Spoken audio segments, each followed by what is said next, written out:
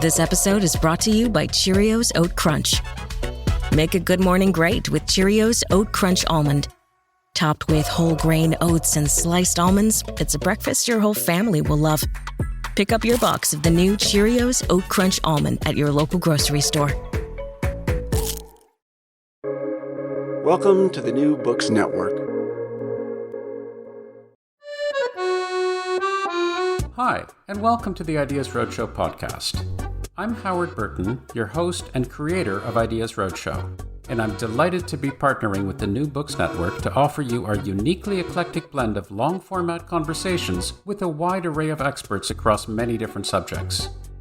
The following discussion is a reformatted podcast version of one of Ideas Roadshow's first 100 film conversations that's available in print as both an individual ebook and as part of a 5-conversation collection in ebook and paperback. Visit ideasroadshow.com for more details. For a long time, physics and chemistry were the scientific domains where so-called common sense notions were routinely overturned. From material objects being made up of mostly empty space, to the very concept of empty space not actually being empty anyway. Now, however, it's biology's turn, because it's hard to think of something more commonsensical than the idea that our brains interpret the world around us by simply detecting the information that they receive from our senses. But it turns out that that's not the way our brains really work at all. They're constantly active, unceasingly predicting what is going to happen, and then comparing those predictions with received information. Well, that much we now know. But what's considerably less clear is what that all means for us, scientifically speaking, which is precisely what renowned UCL psychologist Chris Frith is trying to figure out. I'd like to talk a little bit about your intellectual origins, and I'd like to ask you specifically about your influences in psychology. You've written a little bit about that, but I want to go further back than that, and I just want to begin with your interest in science writ large, because my understanding is that you began reading natural sciences at Cambridge, and I wanted to know if science was an all-consuming passion of yours from an early age, or how did that happen for you? Well, certainly from an early age, I was very interested in nature and doing bird watching, but also going up into the attic and mixing things together and seeing what happened. And I'm told that at the age of 12, when asked what I wanted to be, I said a research scientist. Really, from the age of 12? But I don't think I knew what that meant, because certainly there was no one in my family who was like that.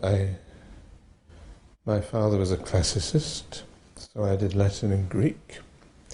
And in fact, I was the last generation who, in order to read science at Cambridge, had to do a Latin exam. Going back to the good old days when everything was in Latin. And at school I did basically maths and physics, which I was good at. But in my gap year, I learned about this mysterious subject called cybernetics, particularly as applied to people, which is sort of control theory. And so I arrived at university, and of course at Cambridge all you can do is natural sciences. There was no such thing as cybernetics. The nearest thing was psychology. But again, you couldn't do psychology in your first year. So my background is in applied maths, physics, and what we used to call Min and Cris, which is mineralogy and crystallography. Oh, really? And then I did psychology as what they call a half subject in the second year, and then I specialised it in the third year. But that means that my psychology was based on 1 1/3 years of work. And in fact, the Min and Cris turned out to be very useful because you had to learn about 3-dimensional maps and things like that, which suddenly became relevant Years later. 20 years later in Right. brain imaging. Right. And in fact, my plan at the end was to, and in fact I spoke to him and he'd taken me on, there's a famous, I'm not quite sure what you would call him, information, anyway, Donald Mackay, who was one of the very early people doing information theory as applied to how the brain works and what we now call computational neuroscience, and I was going to go and do a PhD with him. But luckily I failed to get a good enough degree. Okay. This is the story of my life. So I went and did clinical psychology as a way back into doing research, which is also fascinating because today you would do research as a way into clinical psychology, but then it was the other way around. And again, I did this. There was only one course, which was in the Maudsley Hospital in South London, 13-month course in abnormal psychology. So I'm now technically an abnormal psychologist. And they rapidly said, yes, very good. We think you should not see patients. Why don't you do a PhD? What was it about your behaviour, your mannerisms that... And I agreed with that because, in a sense, to see patients, you have to believe that you can help them. And I'm not sure. In a way, there's a conflict between doing research where you have to doubt everything and being a clinician where you have to be confident. Right. There's always that conflict, I think. So I did my PhD with Hans Eysenck, which was quite interesting. And it sort of set off from there. And then one of the very lucky things at that time is I claim that we had the first computer in a psychology department in the country, which was in 1965. So I learned to code in program in machine code as part of my PhD. Which also, at some level, I think, might have been useful insofar as it gave you an exposure to more computationally oriented things, and certainly decrease the potential barrier of you plunging into that whole side of things. Yeah. Your father, the classicist, was he pleased or bemused or intrigued or what when he heard that you were going to be a research scientist at the age of 12, even if you didn't know what that meant? Oh, I think he was pleased. And in fact, the chap who told me about cybernetics was a friend of my father who was another teacher who was in biology or something, and he used to see him quite a lot, and he was a very entertaining chap, but he told us all about what were the current developments in science. But my parents were very open-minded because on the way I said I wanted to be a research scientist, and my younger brother, now known as Fred, announced that he was going to be a rock guitarist, and that was okay too? That was okay too, and he still is, yes. And when you went to school and were interested in the natural sciences and mathematics at school, and then that later went into Min and Chris and so forth, did you have any particularly influential teachers who stimulated you, or were they more or less just there and enabled you to fulfill your own particular interests? At school, I guess the most influential by the time I was in the sixth form was the maths teacher. And I just loved the idea that you could solve things with these equations, and you knew when you'd done it correctly, rather than writing essays about English literature or something. Right. Where I had a slightly unfortunate incident where basically the English teacher and I disagreed on all possible topics and so on. So that, in a sense, switched me away. Was this a model of the English professor in your book? Okay. And at university it was very interesting because I did particularly well at Min and Chris, and that's because the lecturers there were really strict and told you what to do and made sure you did it and so on. But the psychology was marvellous fun because I was particularly lucky because at that time I was lectured by Richard Gregory, Donald Broadbent, who were the main people who started off cognitive psychology, Larry Weisskranz, who was big in monkey physiology and so on. And my direct tutor was someone called John Steiner, who at that time was, well, I guess what you would call a born-again Skinnerian, so he was completely behaviourist. So I got this extraordinary mixture of behaviourism plus the new thing in cognitive psychology. There must have been a lot of behaviourists at the time, or not so much? It was well, I think in Cambridge it never really caught on to quite the same extent as in the States, for example. Okay. And interesting that John Steiner, after he stopped being, well, I don't know whether he stopped, but then subsequently he became a psychoanalyst.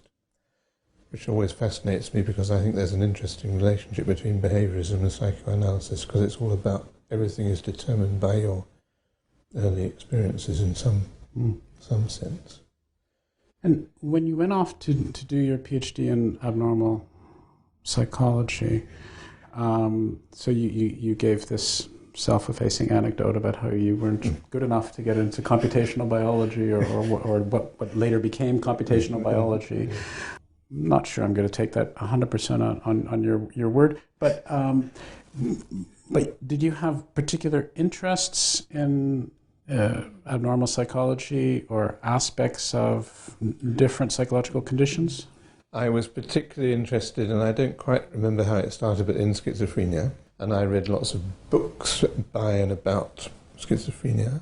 And Eysenck produced the second edition of his enormous handbook of abnormal psychology, which is about this thick. And his students at the time were handed out different chapters, and I got the one on perception, which was mostly about schizophrenia. And what particularly fascinated me then, and still does, is the problem of hallucinations and delusions. So it's easy enough to understand if you've got holes in your brain why you become blind or deaf or can't understand concepts or something, but it's very difficult to understand why you start seeing things that aren't there or believing things that are obviously not true, although scientists are quite good at that. And so that I was always interested in, can we think about a mechanism, or how do we relate this to normal functioning?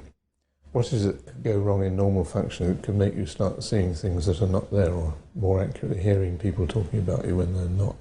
And was this perspective, focusing on brain functioning and the mechanics of the brain, was this something that was somewhat iconoclastic at the time? Well, I guess no. I think actually thinking about the brain, for me, came somewhat later. Okay. But certainly the early cognitive stuff was very much about thinking about the mechanisms or cognitive processes or information processing that underlies all our different abilities. So that was iconoclastic in relation to behaviorism, because you started thinking about what's inside the black box. Right. But at that stage we were just talking about cognitive processes. And of course the neuropsychologists, which I came into contact a bit later, people like Elizabeth Warrington and Tim Challis, and John Morton for that matter, were interested in saying, if somebody has a lesion in the brain, what does that tell us about cognitive processes? They weren't really interested in what it told you about the brain at that stage. And what was the prevailing view of schizophrenia when you began your research? Well, yes, at the end of, I finished my PhD, I did, I think, a several years postdoc, which was marvellous because I more or less did whatever I liked, because at those days money was not sort of a problem somehow or another, which I never quite understood, but it was just there. But then I joined this MRC unit, which was run by Tim Crow, which was specifically the main question we had to answer is, what's the biological basis of schizophrenia? And this was somewhat iconoclastic because, of course, just before that, first of all, there was this extraordinary distinction between functional psychosis and organic psychosis in old-fashioned psychiatry. So an organic psychosis is where there was something wrong with the brain, and the functional psychosis, which schizophrenia was an example of, either meant there must be something wrong with the brain but we don't know what it is, or it meant there's nothing wrong with the brain. So it was almost as if this was not a brain disorder. And you had people like Ronnie Lang who were saying that it was caused by society or something like that, and it was a response to an abnormal society, or you had other people saying it's caused by peculiar interactions in the family. And both of these ideas, in a sense, faded away because there wasn't much empirical evidence. And one of the first things we did in this unit with Eve Johnston was one of the first ever structural brain imaging of schizophrenic patients using modern technology, which in those days was what they called CAT scans. So when was this exactly? This was 76, it was published, showing that chronic patients with schizophrenia had enlarged ventricles, and it was not due to treatment and things like that. And that, I think, had a big impact on switching the belief towards this is really a brain disorder which we need to explore. But just to give you an idea of the problems, there's this famous DSM statistical manual for deciding how you diagnose people. And in DSM-3, which is what we had at that time, you have counterindications. So he says, to get a diagnosis of schizophrenia, you have to have these hallucinations and delusions and various other things, but there must be no known brain disorder. So in a sense, as soon as you find the brain disorder, it ceases to be schizophrenia. Yeah. This has changed. It's begging a bit of a question there. Yeah. This has changed. And the other thing we did, which I'm so very proud of, is this was the days when they first discovered the antipsychotic medication in 55, I think, by accident. And they all turned out to be dopamine blocking drugs. And we did an experiment where we had one of the standard treatments is with something called flupentixol, which is interesting because it has two isomeric forms. And the left side, I can't remember which way around it is, but I think the left one blocks dopamine and the right-hand one doesn't. But it has lots of other effects, so you could do a very tight comparison. And indeed, yes, the one that blocked the dopamine receptors reduced severity of symptoms over the course of 4 weeks, whereas the beta one was no different from placebo. So there are various interesting things in that result. First of all, it seems to be very specific to this dopamine blocking, which again relates it to the brain, and that still seems to be true. I don't think they've progressed that much. Secondly, that everybody got better, including the ones on placebo. And thirdly, that this effect was specifically on hallucinations and delusions and not on the so-called negative symptoms, which are the retardation and poverty of speech and things like that. So in a sense, you were finding an effect of dopamine blocking, which is clearly a very low-level brain-type intervention, with an extremely high-level subjective experience. Yeah. In a sense, my question then was, how do we bridge the gap? That brings up bridging gaps of low-level to high-level in all sorts of ways, even beyond schizophrenia. But I'd like to stay with schizophrenia for a little while and just chart the evolution of our understanding of that and to where we are today.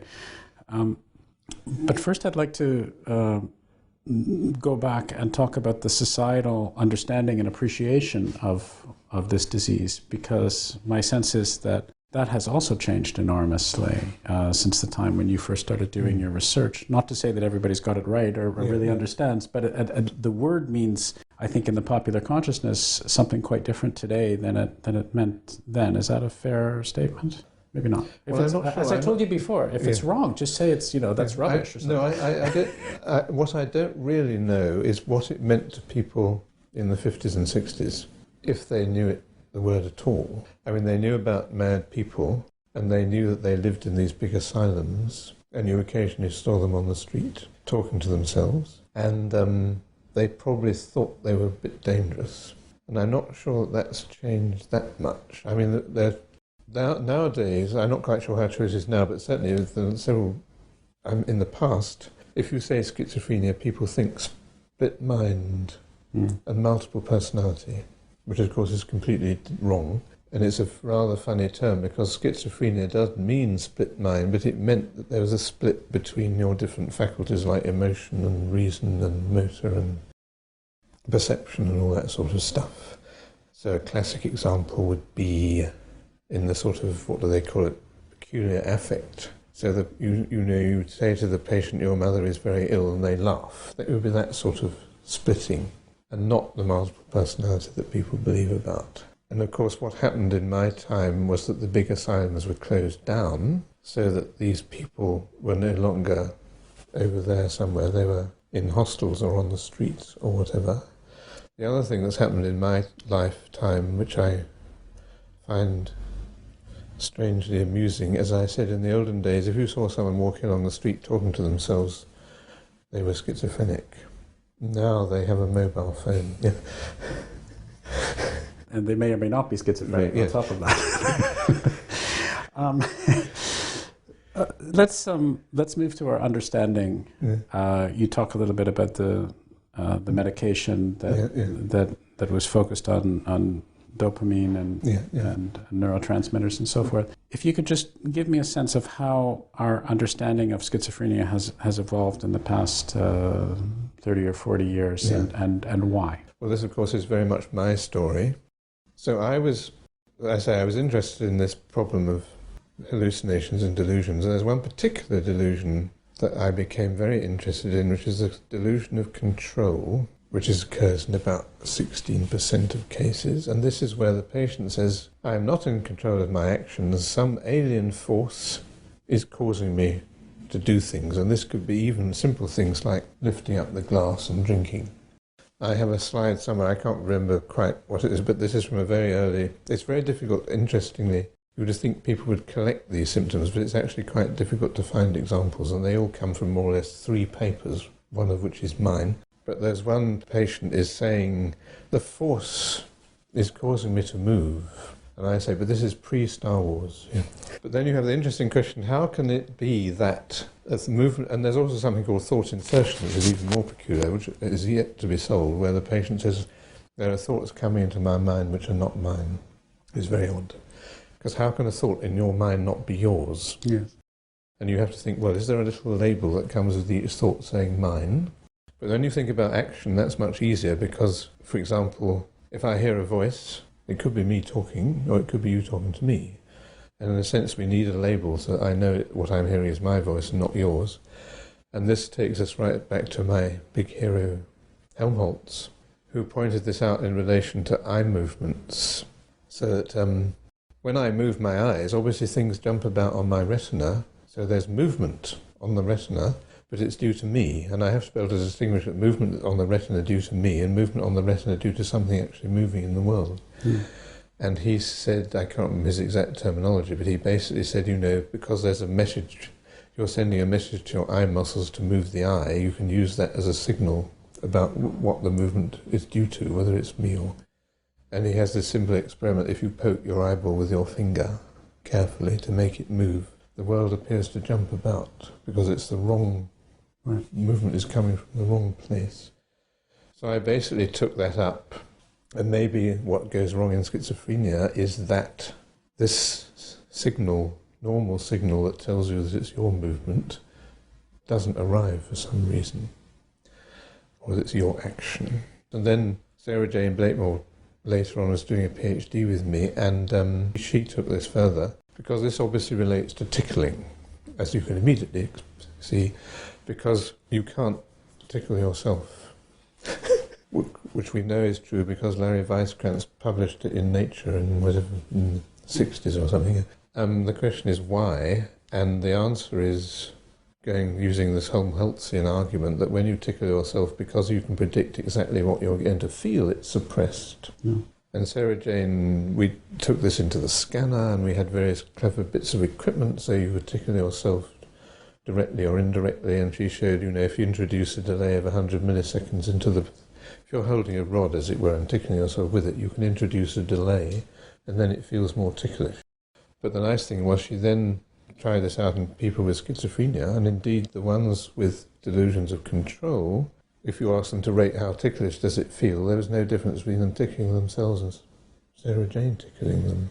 And we did more sophisticated things after that, so that seemed to fit. So we were beginning to come up with a more mechanistic story of what might be going wrong. Right. So there's this whole sense of agency yes, exactly. That's involved. So when you and I are lifting up glasses of water or deciding to look out the window or whatever, we have no doubt whatsoever that it's we, broadly defined, and hopefully we'll get to what that means in a moment, who are actually doing that. But the idea is that people, at least with some subset of schizophrenics, have a difficult time with this whole concept. Yeah.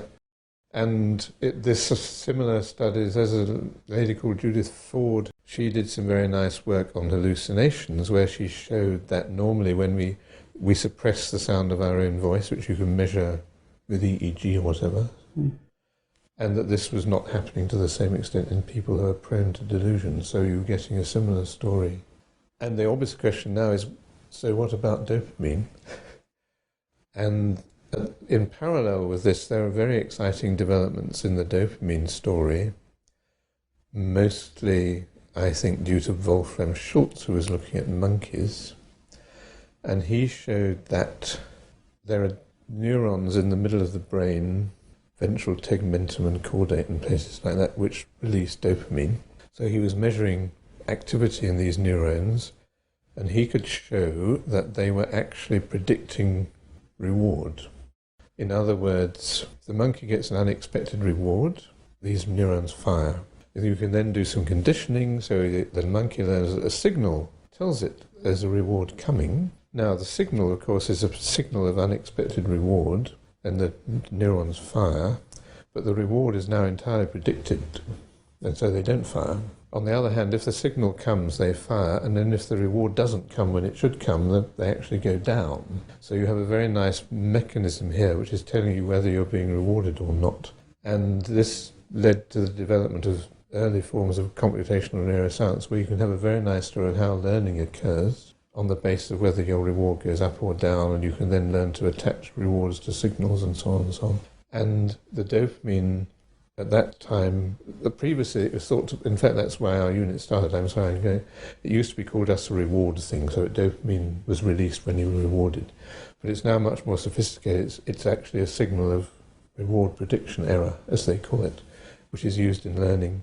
And then you have the whole Bayesian story, if you know about that, and you have prior expectations, and you have evidence, and then you update your model of the world on the basis of the... So I want to get into that in a little bit of detail. Yeah. But my sense is, so correct me if I'm wrong, but my sense is that throughout all of your work in schizophrenia, or at least the culmination of many aspects of your work in schizophrenia, have led you to appreciate the important way that the brain acts and conditions information in such a way that we can learn from it, namely this prediction and reinforcement model. And so at some level, it seems to me that you have used schizophrenia as a window to better understanding that, insofar as you recognize that, well, with these people, it doesn't seem to be working quite as well as it should. That seems aberrant. Is that a fair way of looking at it? No, I think certainly one of my basic beliefs would be that we should study the abnormal systems in order to learn about how it works in the normal case. And in a sense, the abnormal system is simplified a bit.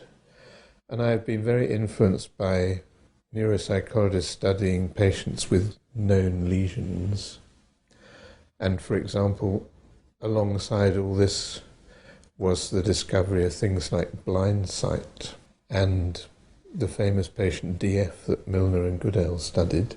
And I think I'm thinking about DF. So this is a patient who has, due to carbon monoxide poisoning, damaged the temporal lobe.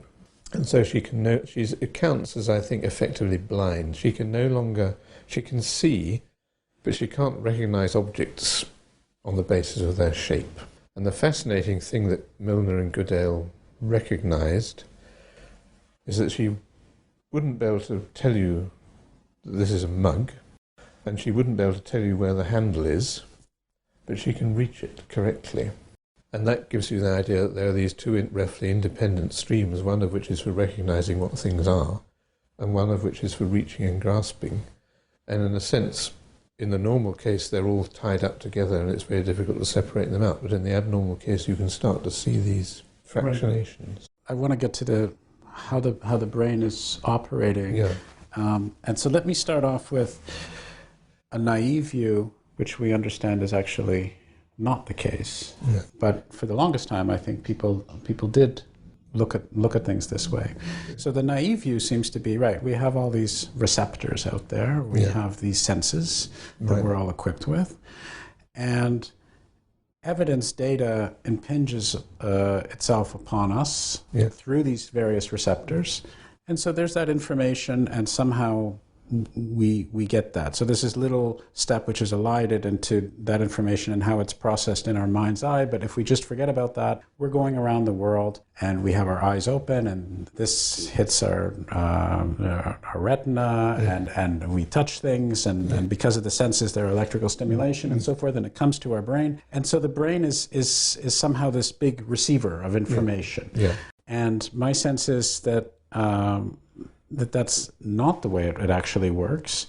So maybe I could get you to just give us a clear sense of what we now believe and why. And one reason is the evidence that you just you gave. But I would characterize the earlier version as a feed-forward version. So the evidence comes from the senses, it goes to a higher level area, it says, this means it must have this shape, and that goes to a higher level area, and it says that means it must be this object, and so on and so on. I mean, it's very nice in reading. You can say there are marks on the page, they can get it to letters, they get converted to words, they get converted to sentences, and then in the old-fashioned box narrow diagrams, it would say at the top, the place that sentences go when they are understood. Yeah. And again, Helmholtz, I think, was the first to see that this is clearly wrong, and it's partly because he realised that there was a long, in physiological terms, even though nerve conduction is rather slow, the time it takes to recognise what an object is 10 times slower. And he realised that there was something he called unconscious inferences were going on, and we get this experience that this is the object, but we're not aware of how much work the brain has done to arrive at this point. And then the interesting question is, what is this work? Right. And this is where the idea of some people call predictive coding, or the Bayesian approach, which basically is, there are two aspects to this. One is you have to have a prior expectation. From my past experience, I have a very good idea of what's likely to be on this table. And what I use the evidence from my senses to do is to say, was that prior expectation right or not? And if it's right, that's fine. And if it's wrong, I have to slightly change what I think is out there, which leads to the idea that most of the time, since our prior expectations are right, we're not actually taking any account of what's out there. I think I say somewhere in my book, which I probably stole from somewhere else, that basically our perception is a hallucination mildly constrained by reality. And a nice example of this, if I can jump about a bit, is the phantom limb. How on earth can someone have a phantom limb when there's no limb actually there? And you would say, well, what motor control theory tells us is that when I perform an action, I have, which I think we touched upon before, I have a prediction of where my limb is going to be and what it's going to feel like. And most of the time, my experience of the world is not what my limb is, it's my prediction about where it will be and what it will feel like. And in a sense, the person with the phantom limb still has all these predictions and things intact. And that's what I think results in the phantom limb. But the other point about this approach, which we're coming to now, of course, is that not only do we have expectations prior to the evidence from the senses, but we spend a lot of time doing things to the world. And this is where I'm very much influenced by my friend Daniel Wolpert, who proudly says when he goes to meetings, I am an engineer. And he's now in the engineering department in Cambridge. And he's also, as I am, a motor chauvinist, because prior to us, there's this, everything was perception. If we go back to Hubel and Wiesel, and they say, we know a great deal about visual perception, and if one of them draws a picture of the brain, most of it will be visual system. And we would say, in contrast, no, action is what the brain is all about. If you don't have action, you're going to die. And Daniel has this nice anecdote or story, or whatever you like to call it, which I think is actually not entirely true. There's some sort of creature, like a sea squirt, that in its larval form swims about and finds food. But when it matures into an adult, it immediately attaches itself to a rock and never moves again. And the first thing it does is dissolves its brain, because it doesn't need it anymore. Just like someone who's been given tenure.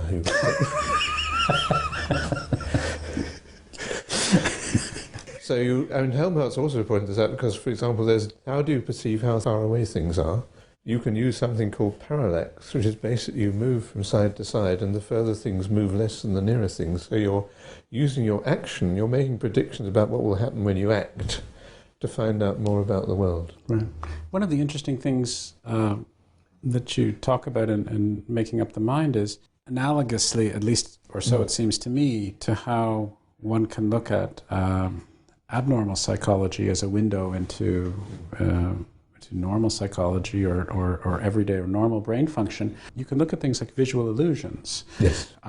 As a way of trying to get an understanding of our normal aspect of perception or what have you, which is, in the case of the illusions, being interfered with to some extent, and then you can try to quantify and qualify exactly what's happening there. No, that's right. The illusions, again, tell you, in the sort of new formulation, you would say, everything depends on prior expectations, And of course, there are circumstances where your prior expectations are completely wrong. And I think that most illusions are indicating where this point is. So many of them depend on seeing something as being 3D when it's really 2D. But a particularly nice one is the hollow mask illusion. So this is where you have a mask, and if you rotate it, if you look at the mask from the back where the nose is sticking away from you, you cannot help but see it sticking out. And Richard Gregory used this, you can put rods through it, and when you see a rotating hollow mask, when it's facing you, it rotates normally, but when it's the back of it, it appears to rotate in the opposite direction to the way it's actually rotating because you've misperceived it as sticking out. And this, clearly, I say, is due to having an incredibly strong prior expectation that faces stick out. And this completely overrides the evidence. And what is quite interesting is that in schizophrenia, this illusion is much less strong. So there's something funny about the way they integrate their prior expectations and their evidence. And this may have something to do, you mentioned the word Bayesian a couple of times, so I'd like to ask you to be a little bit more specific, but just listening to you, it seems as if that might, in a hand-wavy way, link to some correlation with a notion that their Bayesian inferences are not quite what they should be. Exactly right, yeah. So Bayes, of course, was this fascinating chap who was a nonconformist minister in the 18th century, and he was a very good mathematician, although, of course, he wasn't allowed to go to university in England, had to go to Scotland or something like that. And I'm fascinated by him because he became a Fellow of the Royal Society, which is a very difficult thing to do, in spite of not having published any papers. And the famous paper, which everybody now quotes, was actually published after his death. So it's quite interesting to know how he became a Fellow of the Royal Society. But one speculation is that his work was on probability theory, and at that time many of the people in the Royal Society were actually aristocrats rather than scientists who were particularly interested in gambling. So it was useful. Yes, useful. Yeah. But his theorem is basically, the way I interpret it, the way people tend to interpret it these days, is how much should you update your prior expectation given this new evidence? And it's a mathematical formula that tells you precisely how much you should change it. And that's the basis of all these predictive coding and so on. And then it becomes more complicated because you can say, well, should I, in certain environments, maybe I should put more weight on the evidence and less weight on my prior expectations, or the other way around. Right. So it becomes quite complicated, but it's a very good framework for explaining a lot about perception, about action, and about how the brain works in general. And the current view, at least my current view, and various other people who actually do very little work on schizophrenia these days, but the people who are working on it, there's one strand which is it's precisely to do with this balance between expectations and evidence, and that dopamine, we now believe, has a more or less direct role in this. That's interesting. So I'm curious to know what the mechanism might be for that, but perhaps so are you, I don't know. Yes, so am I. One thing that I thought I would just interject for clarity, my sense of an essential aspect of this Bayesian framework is how likely or unlikely one of these characteristics is actually going to be. There's a strong correlation in order to appreciate the power of a Bayesian framework with how unusual or usual the thing is that you're going to be predicting, or the characteristic that's associated with the thing that you're going to be predicting. That's right. I mean, there's some very interesting studies on people in airports who are scanning for guns, and you can easily show that it is so unlikely that a gun is going to be in the luggage that they're not going to see it. And the only way around this is to add some extra ones. Yeah. Another area where you mentioned explicitly that Bayesian understanding has had great impact is in the health sciences, and in terms of evaluating risks. And you give an example of mammography and whether or not it's worth our while to be doing a mammogram for the entire population. Yes, I'm not sure whether I can remember this properly, but this is partly to do with base rates, so that even if you have a very sensitive test, the base rate, if the whole population, if the base rate is sufficiently small, that is to say it's extremely unlikely that someone will have breast cancer in general, then you're going to get vast numbers of false positives and very few correct detections. And it may simply be counterproductive. Right. So an interesting aspect of this to me is that, as you pointed out, and as many people have pointed out, humans are generally not very good at calculating Bayesian probabilities. Yeah. And so we might think, given the failure rate of any one particular mammogram, say, we might think, oh, well, of course it's advantageous for everybody to have this. And if you do the calculation, you find out that, no, the number of false positives is so large that it's actually disadvantageous. So I'm getting, you look like you want to say something, so interject at any time. So I'm getting to, in a somewhat convoluted way, which is my favorite way to go somewhere, to something which has, which troubled me when I was reading your book, Making Up the Mind. So here's the claim. So the claim is that we are generally speaking lousy at doing Bayesian statistics. Right. People, you and I, and people on the street, and everybody, humans.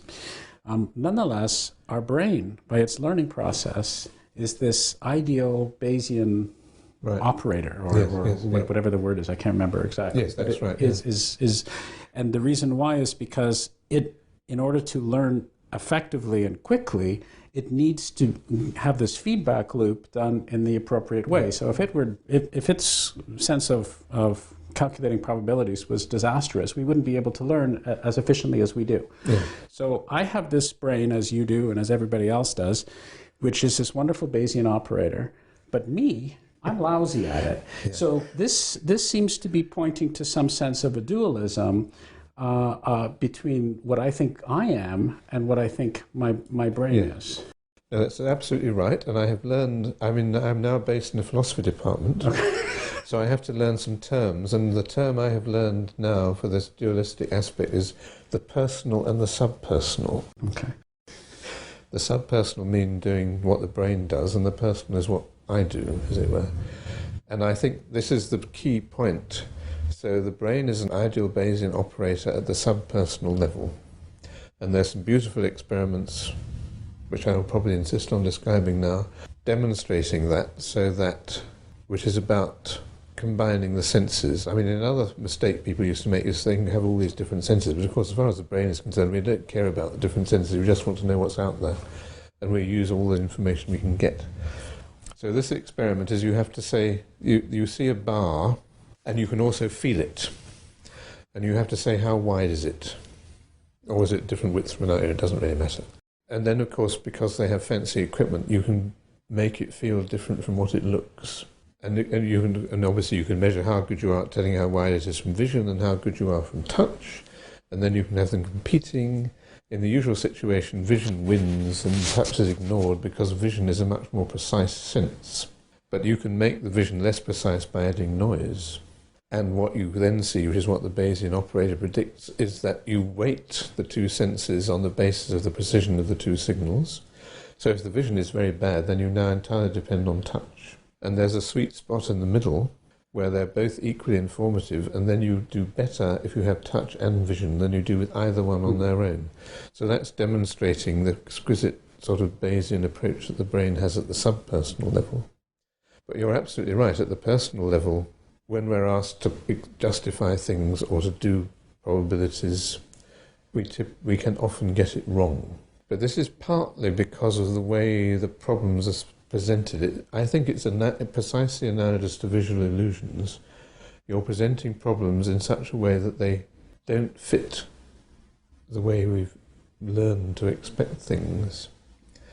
And there are various people now saying, actually, we're completely rational. It's just that we have different prior expectations and the problems are set up to explore. The only example I can think of at the moment is the frame effect, which is where you say, you've got 1,000 people, and you say, if we introduce this new treatment, it will save 400 lives or something. Or you can say, we have these 1,000 people, and if we bring in this new treatment, there will still be 600 people who die. So the probabilities are absolutely identical, but people's decisions are modified by this frame. And you could say, that's not rational, is it? But I would say, and people begin to say, but of course what we're brought up to do is to say when people present a problem, the way they present it is very important. This is what pragmatics is all about. This is the glass half full, glass half empty. You say my glass is half empty, that means please give me some more. Yeah. You say my glass is half full, it probably means I've got enough. So we have to look closer at the hermeneutics of these things. Exactly. Okay. In fact, I have written a paper with Carl Friston about hermeneutics, but we'll... So do you actually believe that? Do you believe, so you said some people, you're very cagey, you said some people think that it's a question of how these things are being phrased, and yes. And I think I'm inclined to agree with that, and the trouble is I don't know enough about it, but there's this chap, Chris Summerfield, in Oxford, who is going to base an account of why these answers are not actually rational if you consider the problem from a wider perspective. But and certainly the base rate thing is we're just not used to thinking about base rates. It's not something we know about. I mean, isn't this the general problem of... I mean, it's like, why do people buy lottery tickets? It's completely irrational. Mm. And one reason is that we see lots of... The way to resolve this is to say, every time you see a person on television winning the lottery, you should also see all the other people who didn't win the lottery. And then you might get a proper experience of... But I guess for me, it's not so much why do people... Because we're sliding towards, it seems to me, why do people behave irrationally? Yes, sorry. And no, there's no reason to apologize. That's deeply mysterious in its own right. One can move to all sorts of other areas, like why do people do what they do, which I also don't understand as a general rule. But what I'm trying to underscore is the difference between our brains and the processing that they're doing and our minds, and that's a constant theme that you have in your book. And even I'm willing to accept the fact that there are irrational people. Whether or not that means they have irrational brains as well as irrational minds, I don't know. But even reasonably rational people or very rational people have this distinction. So we can now forget about Bayesian probability. That was an example of trying to look at the distinction. And when we talk about whether or not we're convinced of something, our beliefs, our desires, all the rest of that, we're talking about ourselves, and we all have a fairly clear understanding of what that means, even if we can't specify it logically and so forth. And that's very different, of course, than looking at under a microscope or an fMRI machine or what have you of brain activity. Now, what I detect from you is a bit of an ambiguity, which is I'm not accusing you of anything other than what every reasonable human being has grappled with throughout the dawn of history. So this is not particularly directed at you, but there is this obvious ambiguity.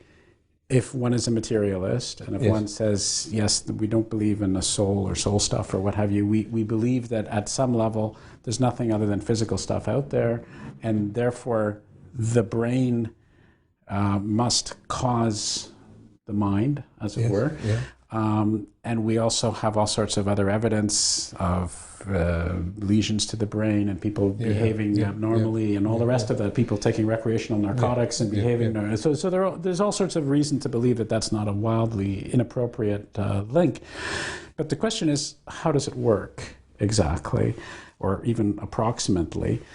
And you very, I think, appropriately and humbly say, you're not going to, this leads us to consciousness, and you say, well, I'm not going to look at so much at consciousness qua consciousness, because that's too difficult. I'm going to look at what it's for and go through an evolutionary pathway, and I'll get, but I want to put you back on the hook for a moment now and say, okay, we've got these two things. How are they linked up? Well, that's what I've been thinking about mostly since writing the book. And it's very much to do with this personal and subpersonal and how they relate. But also I've become more and more interested in culture, and in the sense that the brain is not enough on its own, and it's almost like a tool.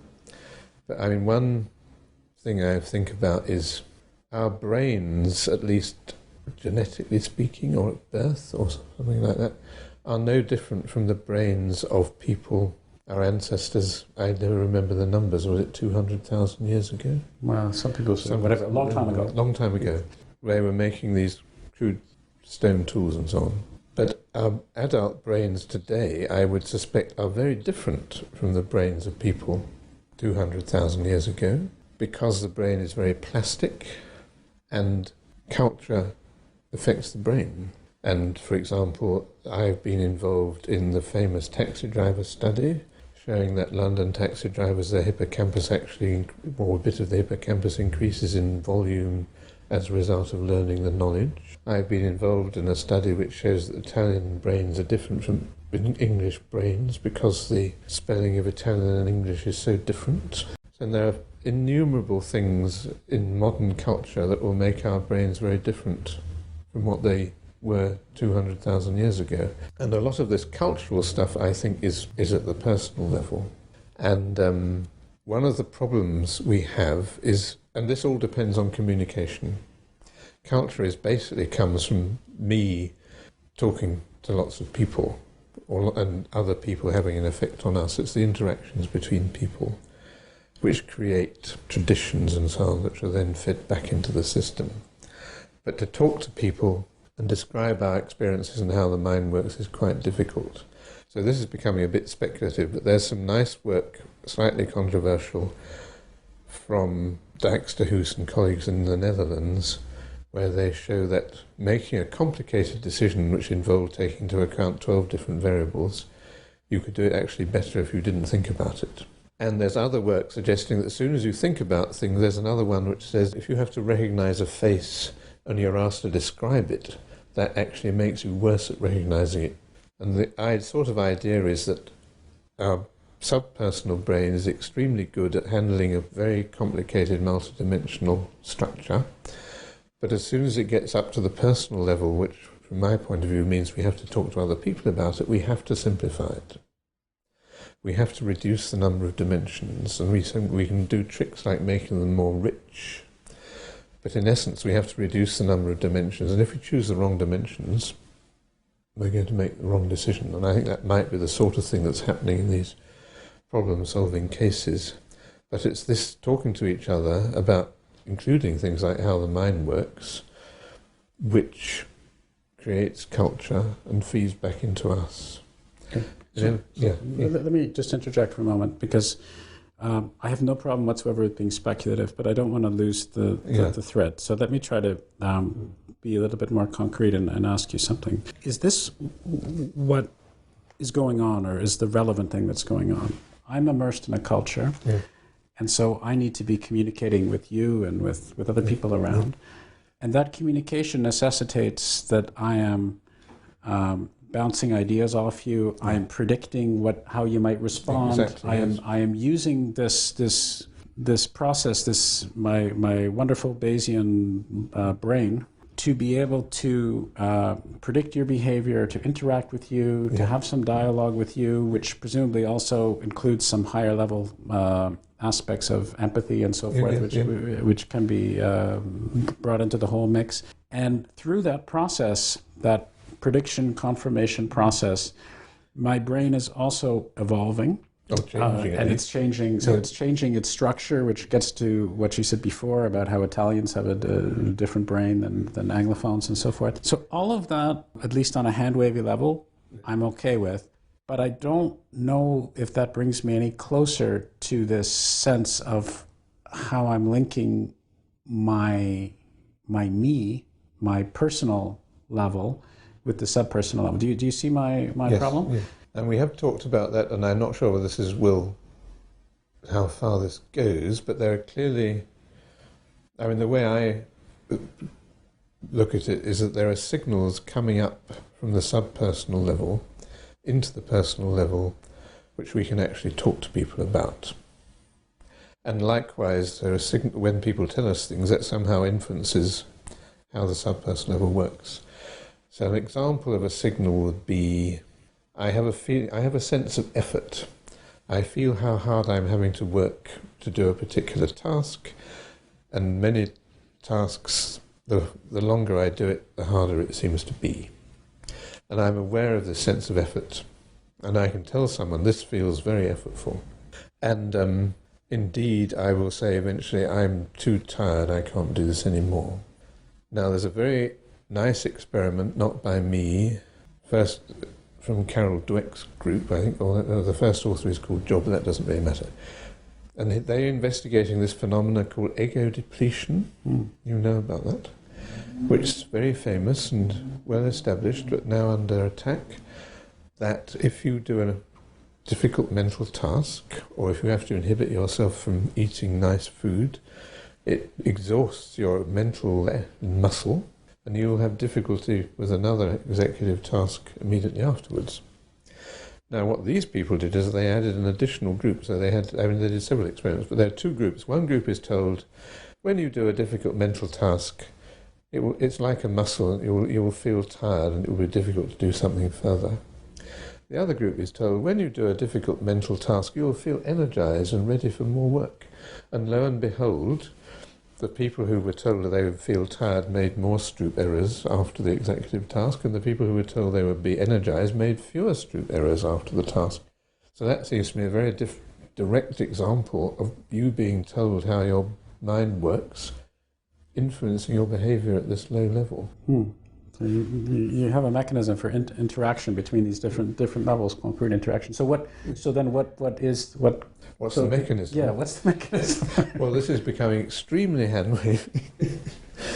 There's another experiment that I hope I think gets us a bit closer to the mechanism, that you know all these common goods games, you interact with someone and you have to learn whether they're trustworthy or not. So if you invest money and they give you some money back, they're more trustworthy, and if they don't give you the money back, they're less trustworthy. And you can have a completely standard learning algorithm using prediction errors. So if they give you more money back, their trust goes up, and if they give less money back, the trust goes down. You can see these prediction errors happening in the brain where the dopamine is. That's all fine. The interesting thing is, if you tell them this is a very trustworthy person, both behaviourally and in terms of brain function, they stop noticing the prediction errors. So they're less influenced by the actual behaviour of the person. You see less prediction error activity in the middle of the brain. And in the Bayesian terminology, you say the mechanism here is that you've been given the prior that this is a trustworthy person, so you downweight how much attention you pay to their actual behaviour. This is almost analogous to the tickling thing. Yes, sort of. Yes, it's a good point. Yes, I hadn't thought of that. That's it.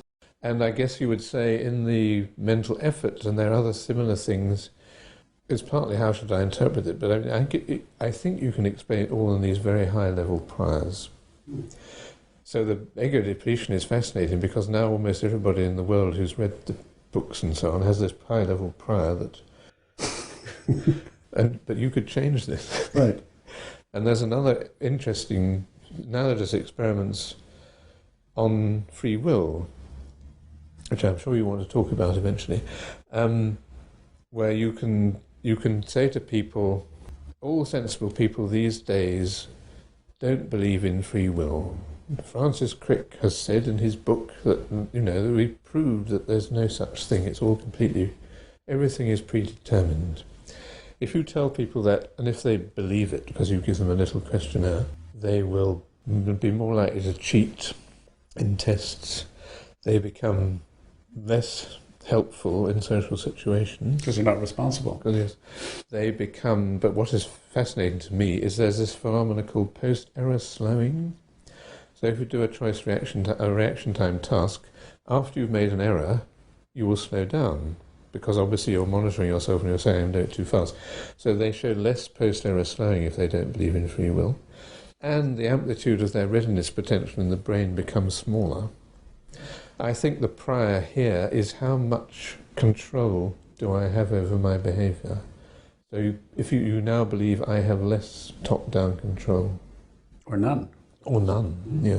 So I think these are hints at the kinds of mechanisms that we might, and my current research project is precisely on to try and discover something about these mechanisms. Interesting. I as you had predicted, ironically enough, like to talk about free will. But before I do, I'm going to ask a somewhat different question. So we've talked about humans and the human brain and how somehow interactions between humans can affect the developments of that brain and broadly defined culture and so forth. But of course, humans aren't the only living things around. So might there be some sense of a meta-theory which extends in principle to animals, to other, well, let's just say animals, to make it plants, easier. not yet.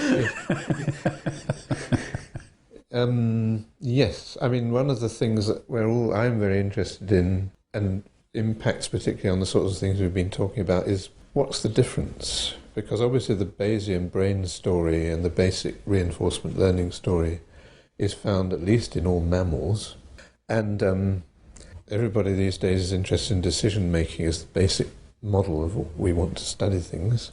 And I've been interested in group decision making. By group I mean two people making a decision together, and you can show that two people working together in the right circumstances will make a better decision than either one on their own.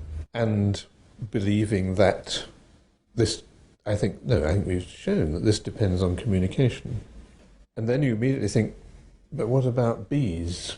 Or at least I immediately think, what about bees? Because bees also make joint decisions. They make joint decisions about where are they going to, when they swarm, scouts go out and they come back from different sites and they have a sort of argument and so on, and they do a little dance, don't they? They do a little dance, but the scouts come back from different places. So this scout's saying go there, and this scout is saying go there, and then somehow they come up with an agreement and they all go off to one place.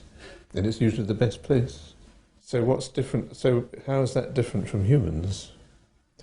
And I guess all you can really say is, well, bees can only do it for new nest sites. Well, whatever. I mean, that's just a very... Yes, so we're saying we're more flexible. That's not... We can come up with completely novel problems. And in a sense, and novel ways of communicating. The bees can only dance, and we can do it with words or semaphore or... But from a mechanistic perspective, from a large-scale perspective, one could argue it's the same thing. It's the same thing, yeah. And they've even suggested that the way bees make decisions are actually very closely similar to the way that neurons in the mammalian brain interact to make their decisions. Yeah. Well, that wouldn't be terribly surprising, given what you've said. No, not really. So that's one. So it's very difficult to say, and what's the difference? So, in fact, bees seem to be rather better at communicating than non-human mammals, I would guess. Although that becomes more and more interesting, and there's a lot of argument about culture, and there's some suggestion that chimpanzees and rats and so on do have culture, but it's trivial compared to ours, and to some extent it's not cumulative. So the chimpanzees in one place or the rats in Jerusalem have different ways of stripping fir cones or something, but it's very, fragile and can be lost. Might it have something to do with a lack of appreciation? I mean, as you're talking, I'm thinking if we were here in London 200 years ago, there would be a rather different sentiment expressed by, not myself because I'm a colonial, of course, but by a British imperialist who would be saying without hesitation whatsoever that these other lower races or lower places just don't have any sense of culture or civilization. Well, that's right, yes. And maybe we're just doing the same thing now towards rats or something like that. Yes. Yes, one should never forget that possibility. I mean, I'm not convinced that the rats have... I mean, they certainly don't have... The other thing that we have which they don't have is institutions. Which is good and bad. Like the Royal Society or libraries or... But then, of course, 100,000 years ago, we didn't either. Yeah. Yes, which isn't really all that long ago. No. But then we'd have to argue about the merits of the Royal Society and our libraries, so that's a whole different kettle of fish. Let's move to free will. There were these very influential experiments that were conducted by Benjamin Libet. Yes. Well, Libet had this very clever idea that he would... I mean, it depended on the discovery of this bright shaft potential, or readiness potential, I should call it, which is easy to measure. It's a negative going potential. You can measure with one electrode stuck here, and whenever you lift your finger spontaneously, this negative potential goes gradually up for about 1 second, and then you lift your finger and it goes down again. So you can measure that. So his idea was that you would ask people to lift their finger whenever they've had the urge to do so, were his words, and you could measure the readiness potential to see when it started going up, and you could also ask them to say, when did you have the urge to lift your finger? And that's slightly controversial, but it's actually been done many other ways, so the basic technique is fine. So there was a little clock that went round and round, and you had to say what was the time on the clock when you decide to lift your finger. And what he found, and what has been replicated many times, is that in the brain it starts to go up about 500 milliseconds before you lift your finger. The brain activity precedes the report of when they decided to lift their finger. In other words, in principle, although one's quite done it yet, you could predict when they were going to lift their finger before they could. And I copied this, and I did it in the scanner, and I asked people to, rather than when, so what, in the Libet case, the question is, they have to decide when to lift their finger, and I did a similar thing, except they had to decide which finger to lift, and that's been done too. And I think John Dylan Haynes in Berlin has shown, using fMRI, that you can actually predict something like 6 seconds in advance. 6 seconds? Which finger they're going to lift.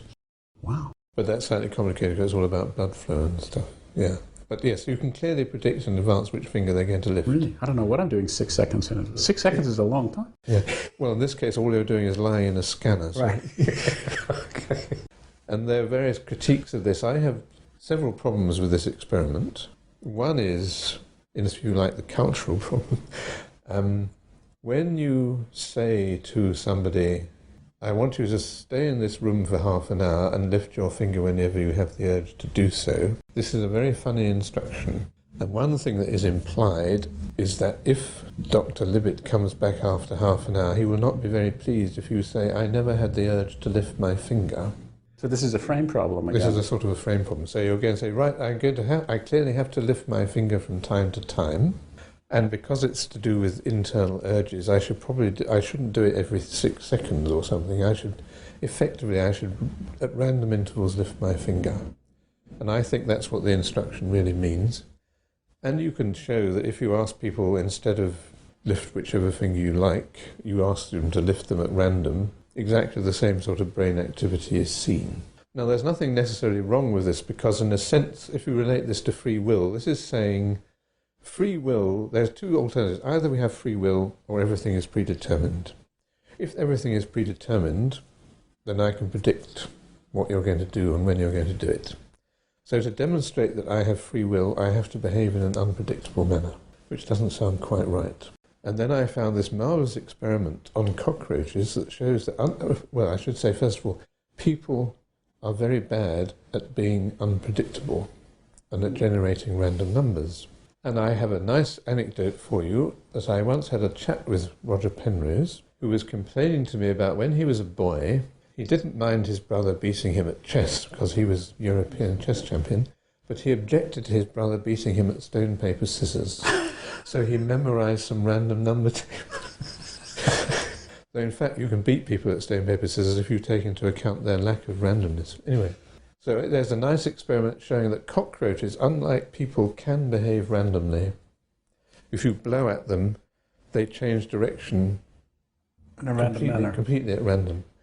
So in that sense, cockroaches have free will, but we don't. So I'm saying maybe this